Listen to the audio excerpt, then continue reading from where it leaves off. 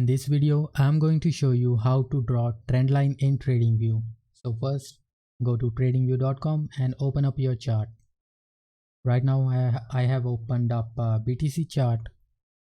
So let's say I want to draw a trend line here. So go to this left section here. As you can see, the first cross and the second trend line.